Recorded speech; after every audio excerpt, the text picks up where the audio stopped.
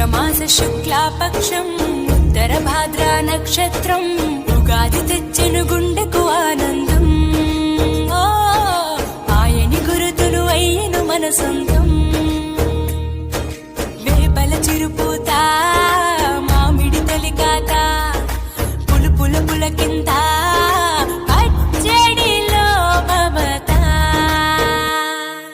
తీపి కారము పులుపు చేదులు ఉప్పు వగరులాగా ఈ జీవితం కష్ట సుఖముతో సాగేటి నావా. అదే అదేగా ఉగాది మనకు బోధించే మంత్రం. ఇదేగా మనిషి మనుగడకు ఆది అంత సూత్రం. విళంబిన మా సంవత్సరం విజయ పరంపర ప్రారంభం.